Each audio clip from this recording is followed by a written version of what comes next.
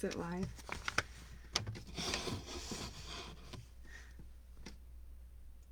Hello! It is I, your host, Collie Mortwood, and we are here live for Tuesday Tales of Terror. I'm adorned less festive this evening. I'm in my panda onesie because it is 38 degrees outside, or it's supposed to be tonight. It is cold. Sunny San Diego has betrayed me. And also, I wish that I would have paid a little bit more attention because we only had like 3 pages left until the end of chapter 3. And it really bothers me that we didn't just end chapter 3 where we were.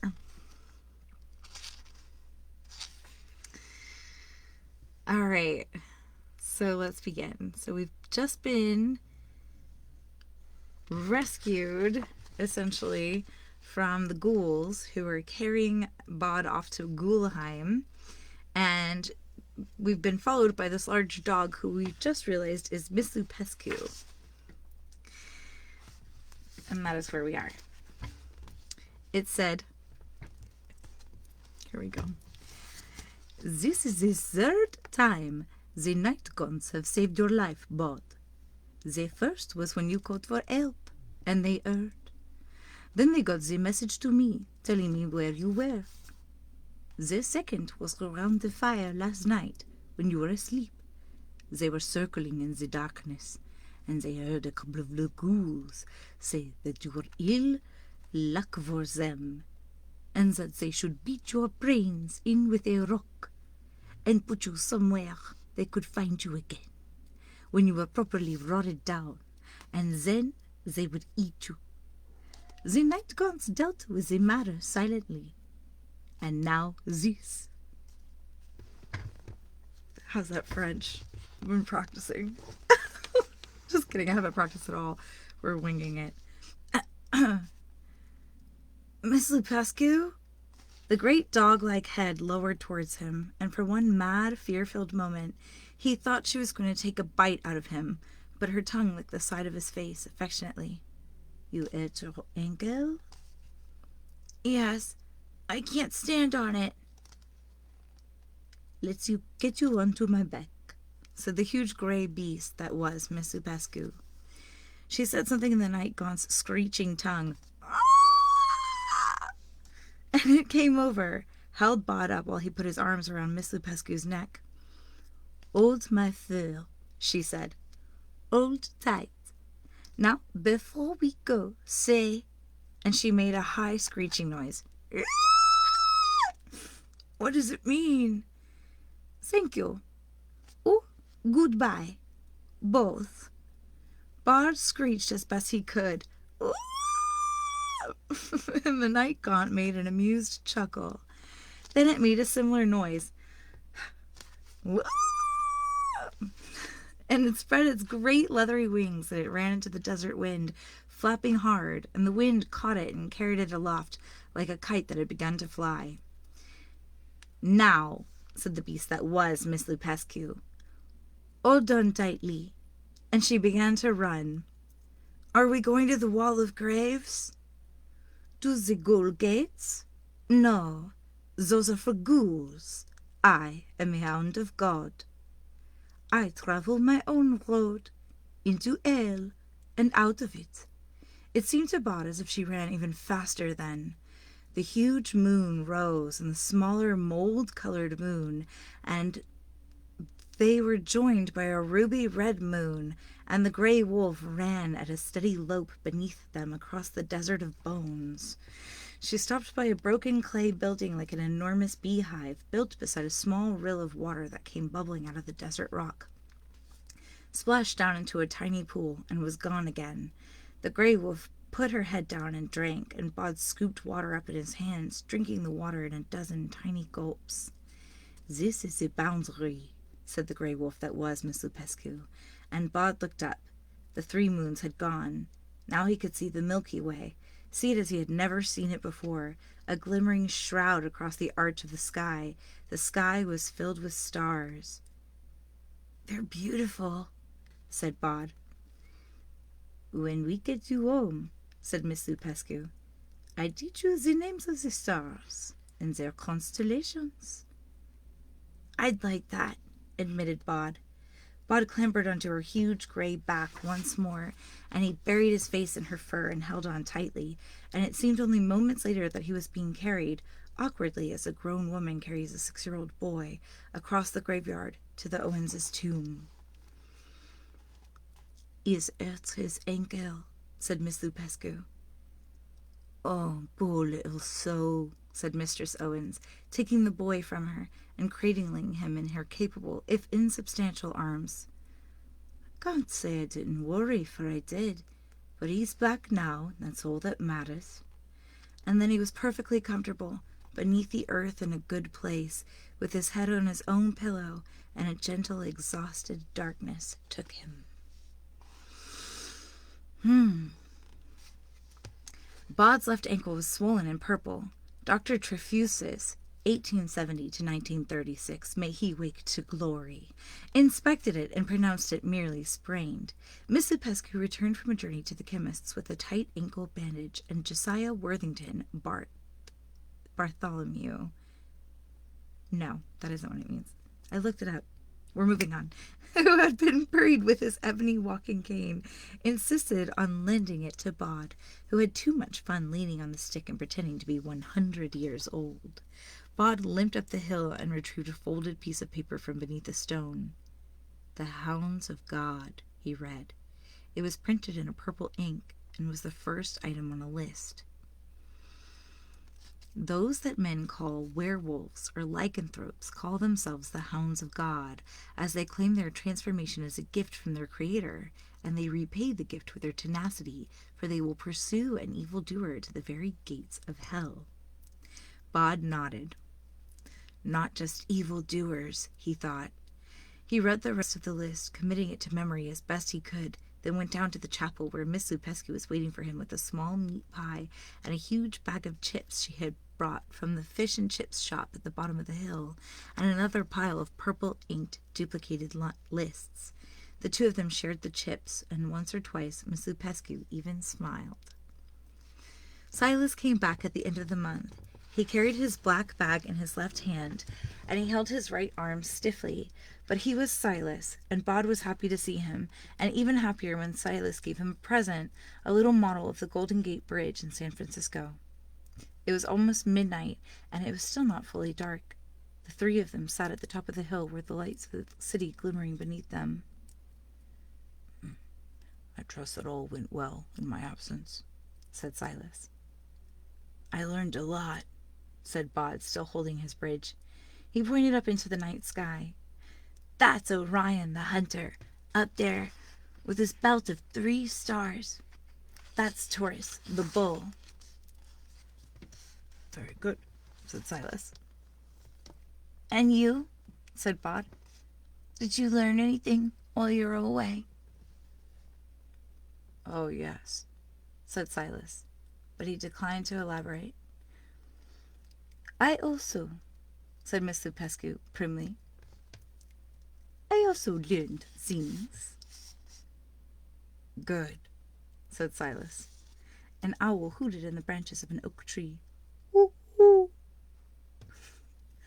"You know, I heard rumors while I was away," said Silas, "that some weeks ago you both went somewhat further afield than I would have been able to follow.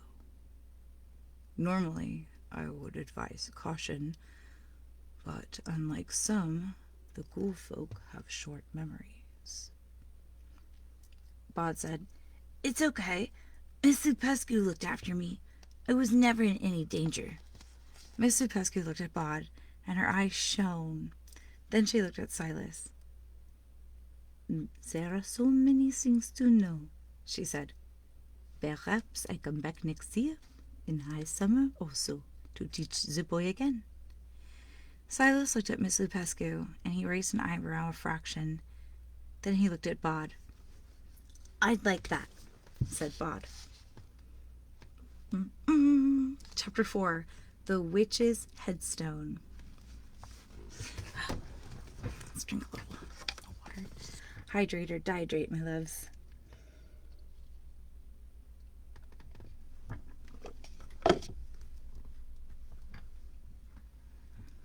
Okay. Is there a picture? We'll come to it. There was a witch buried at the edge of the graveyard. It was common knowledge. Bod had been told to keep away from that corner of the world by Mrs. Owens as far back as he could remember. "Why?" he asked. "'Tain't healthy for a living body," said Mrs. Owens. "There's damp down at that end of things. It's practically a marsh. You'll get your death." Mr. Owens himself was more evasive and less imaginative. "It's not a good place," was all he said. The graveyard proper ended at the bottom of the west side of the hill, beneath the old apple tree, with a fence of rust-brown iron railings, each topped with a small, rusting spearhead. But there was a wasteland beyond that, a mass of nettles and weeds, of brambles and autumnal rubbish. Autumnal, one of my favorite words. And Bod, who was on the whole obedient, did not push between the railings, but he went down there and looked through. He knew he wasn't being told the whole story, and it irritated him. Bod went back up the hill to the little chapel near the entrance of the graveyard, and he waited until it got dark. As twilight edged from gray to purple, there was a noise in the spire, like a fluttering of heavy velvet, and Silas left his resting place in the belfry and clambered head first down the spire. "What's in the far corner of the graveyard?" asked Bod. "Past Harrison Westwood, baker of the parish, and his wives, Marian and Joan." "Why do you ask?" said his guardian, brushing the dust from his black suit with his ivory fingers.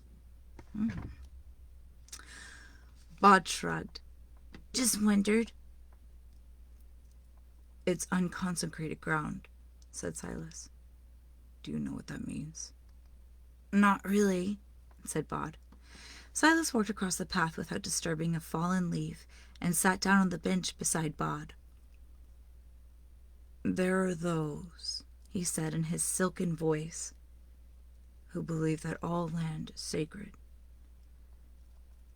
that it is sacred before we come to it, and sacred after. But here, in your land, they bless the churches and the ground they set aside to bury people in, to make it holy, but they left land unconsecrated beside the sacred ground. Potter's fields, to bury the criminals and the suicides, or those who are not of the faith. So the people buried in the ground on the other side of the fence are bad people?" Silas raised one perfect eyebrow. "Oh, no, not at all." We'll come right back. So, first is this picture of Silas and Bod. And here's the it's on the side. The fence with the spearheads that was described. And then on the next page, here's Bod talking to someone else. So I guess we're going to find out who that is momentarily. Skirt. We're back. We're Silas.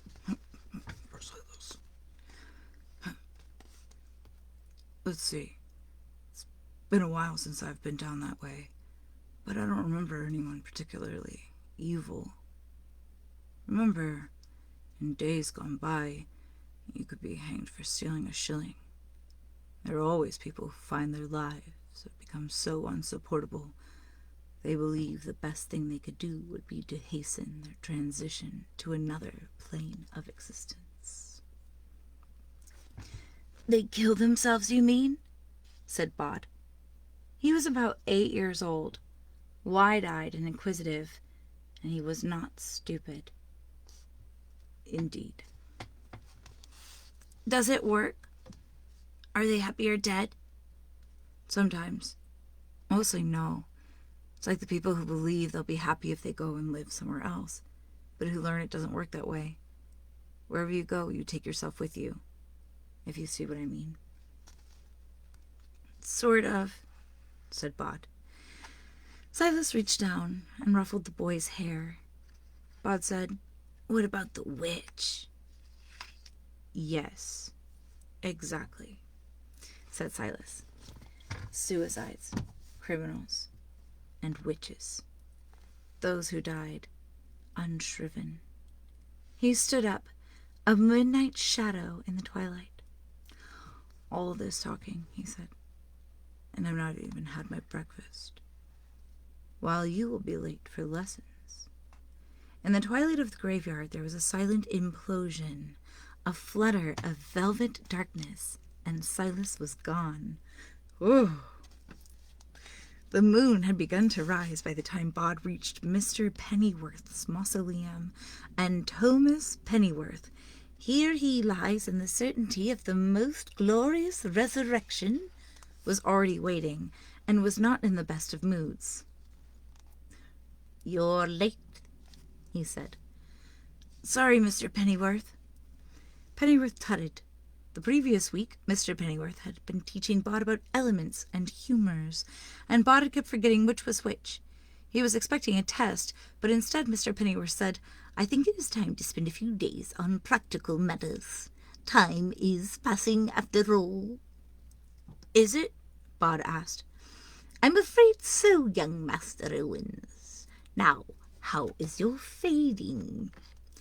Bod had hoped he would not be asked that question. "It's all right," he said. "I mean, you know." "No, Master Owens, I do not know. Why do you not demonstrate for me?"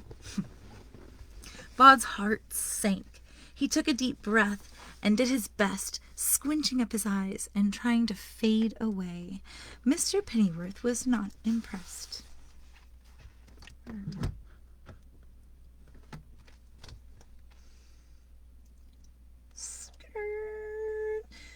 "Pa, that's not the kind of thing. Not the kind of thing at all.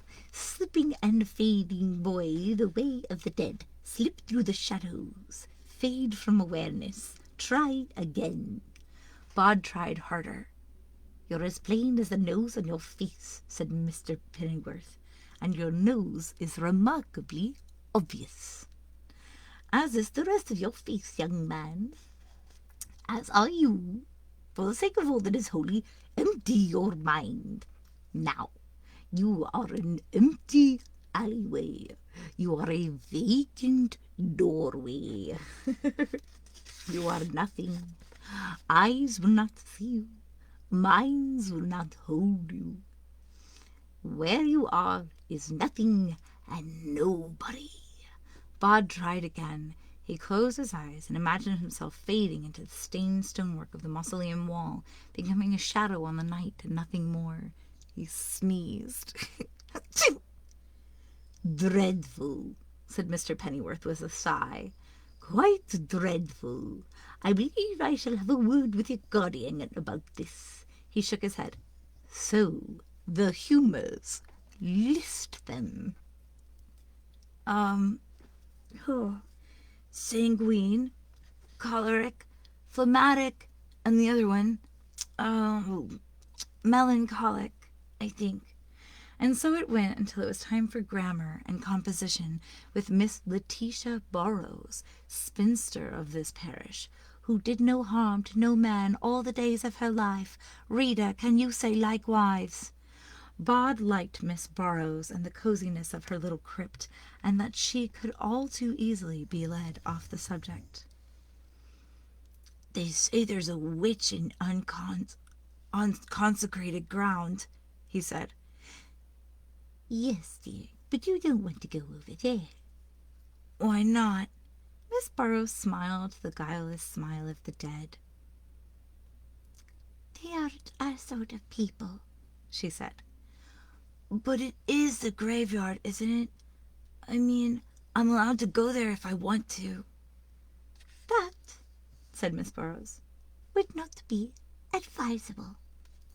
Bod was obedient, but curious, and so when lessons were done for the night, he walked past Harrison Westwood Baker and Family's Memorial, a broken-armed angel, but did not climb down the hill to the Potter's Field. Instead, he walked up the side of the hill to where a picnic some 30 years before had left its mark in the shape of a large apple tree. There were some lessons that Bod had mastered. He had eaten a bellyful of unripe apples, sour and white-pipped from the tree some years before, and had regretted it for days, his guts cramping and painful, while Miss Owens lectured him on what not to eat. Now he always waited until the apples were ripe before eating them, and never ate more than 2 or 3 a night. He had finished the last of the apples the week before, but he liked the apple tree as a place to think. He edged up the trunk. He edged up the trunk to his favorite place in the crook of 2 branches and looked down at the potter's field below him, a brambly bench of weeds and unmown grass in the moonlight. He wondered whether the witch would be old and iron-toothed and travel in a house on chicken legs, or whether she would be thin and sharp-nosed and carry a broomstick. Bod's stomach growled, and he realized that he was getting hungry. He wished he had not devoured all the apples on the tree, that he had left just one. He glanced up and thought he saw something. He looked once. He looked twice, to be certain. An apple, red and ripe. Bod prided himself on his tree climbing skills. He swung himself up, branch by branch, and imagined he was Silas, swarming smoothly up a sheer brick wall. The apple, the red of it almost black in the moonlight, hung just out of reach. Bod moved slowly forward along the branch until he was just below the apple. Then he stretched up, and the tips of his fingers touched the perfect apple. He was never to taste it. A snap, loud as a hunter's gun, as the branch gave way beneath him. Crack! Where are we? 22 minutes. Let's go. How much do we have in chapter 4? Probably so many pages. Too many to count. Let's keep going. A flash of pain woke him, sharp as ice, the color of slow thunder, down in the weeds that summer night. The ground beneath him seemed relatively soft and oddly warm. He pushed a hand down and felt something like warm fur beneath him. He had landed on the grass pile where the graveyard's groundskeeper threw the cuttings from the mower, and it had broken his fall. Still, there was a pain in his chest, and his leg hurt as if he had landed on it first and twisted it. Bod moaned. "Husha you, husha boy," said a voice from behind him. "Where did you come from?" "Dropping like a thunderstone." "What way is that to carry on?" "I was in the apple tree," said Bod. "Who is it?" "We don't know who it is." "Ah, let me see your leg." "Broken like the tree's limb, I'll be bound." Cool fingers prodded his left leg. "Not broken. Twisted, yes. Sprained, perhaps. You have the devil's own luck, boy, falling into the compost. 'Tain't the end of the world." "Oh, good," said Bod. "Hurts, though." He turned his head, looked up and behind him. Oh, she was older than him, but not a grown-up, and she looked neither friendly nor unfriendly. Wary, mostly. She had a face that was intelligent and not even a little bit beautiful. "I'm Bod," he said. "The live boy?" she asked. Bod nodded. "I thought you must be," she said. "We've heard of you, even over here in the potter's field." "What do they call you?" "Owens," he said. "Nobody Owens. Bod for short." "Howdy do, young Master Bod." Bod looked her up and down. She wore a plain white shift. Her hair was mousy and long, and there was something of the goblin in her face, a sideways hint of a smile that seemed to linger, no matter what the rest of her face was doing. Ew, I feel called out. "Were you a suicide?" he asked. "Did you steal a shilling?" "Never stole nothing," she said. "Not even a handkerchief." "Anyway," she said pertly, "the suicides is all over there, on the other side of that hawthorn. And the gallows birds are in the blackberry patch. Both of them. One was a coiner, To other was highwaymen, or so he says, although if you ask me, I doubt he was more than a common footpad and night walker. Ah, said Bod. Then, suspicion forming tentatively, he said, They say a witch is buried here. She nodded. Drowned it and burned it and buried it without as much as a stone to mark the spot. You were drowned and burned?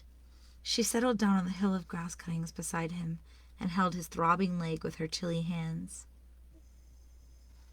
They come to my little cottage at dawn, before I'm proper awake, and drags me out to the green. You're a witch, they shouts, fat and fresh scrubbed, all pink in the morning, like so many pigwiggins scrubbed clean for market day. One by one they gets up beneath the sky and tells of milk gone sour and horses gone lame, and finally Mistress Jemima gets up, the fattest, pinkest, best scrubbed of them all, and tells how a Solomon Porritt now cuts her dead and instead hangs around the wash-house like a wasp about a honey-pot. And it's all my magic, says she, that made him so, and the poor young man must be bespelled. So they strap me to the cucking stool and forces it under the water of the duck pond, saying if I'm a witch, I'll neither drown nor care, but if I'm not a witch, I'll feel it. And Mistress Jemima's father gives them each a silver groat to hold the stool down under the foul green water for a long time to see if I'd choke on it. And did you? Oh, yes. Got a lungful of water. It done for me. Oh, said Bod. Then you weren't a witch after all. The girl fixed him with her beady ghost eyes and smiled a lopsided smile. She still looked like a goblin, but now she looked like a pretty goblin, and Bod didn't think she would have needed magic to attract Solomon Porritt, not with a smile like that.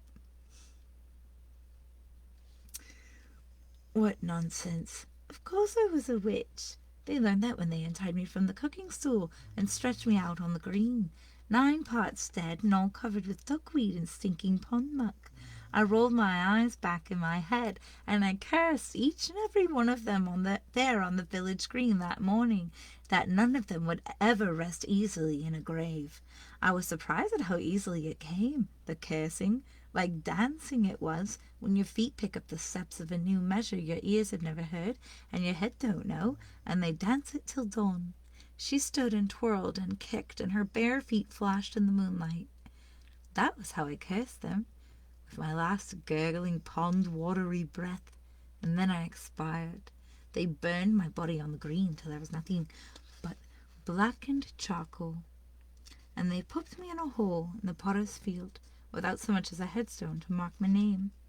It was only then that she paused, and it seemed for a moment wistful. Are any of them buried in the graveyard, then? Asked Bod. Not a one, said the girl with a twinkle. The Saturday after they drowned it and toasted me, a carpet was delivered to Master Porringer all the way from London town, and it was a fine carpet, but it turned out there was more in that carpet than strong wood and wool and good weaving, for it carried the plague in its pattern, and by Monday 5 of them were coughing blood, and their skins were gone as black as mine when they hauled me from the fire. A week later, and it had taken out most of the village, and they threw the bodies all promiscuous in a plague pit they dug outside of the town that they filled in after.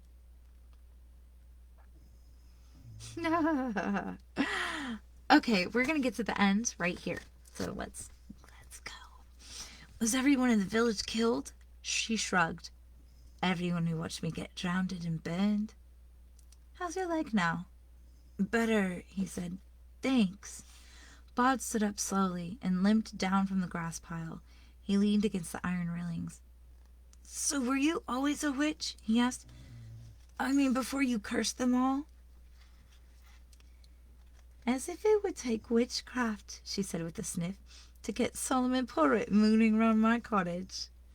Which, Bod thought, but did not say, was not actually an answer to the question. Not at all. What's your name? He asked. Got no headstone, she said, turning down the corners of her mouth. Might be anybody, mightn't I? But you must have a name. Liza Hempstock, if you please, she said tartly. Then she said, It's not that much to ask, is it? Something to mark my grave. I'm just down there, see, with nothing but nettles to show where I rest. And she looked so sad, just for a moment, that Bod wanted to hug her, and then it came to him as he squeezed between the railings of the fence. He would find Liza Hempstock a headstone with her name upon it. He would make her smile. He turned to wave goodbye as he began to clamber up the hill, but she was already gone. That is the end of that. Well, we've met a new character, and we're figuring her out. Liza Hempstock, a witch. That's fun.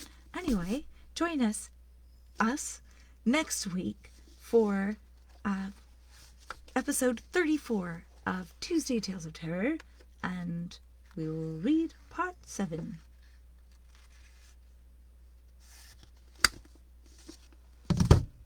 Something to look forward to. In the meantime, of course, stay spooky, a little peace, a little love, a little shebang. Get out of here, goblins.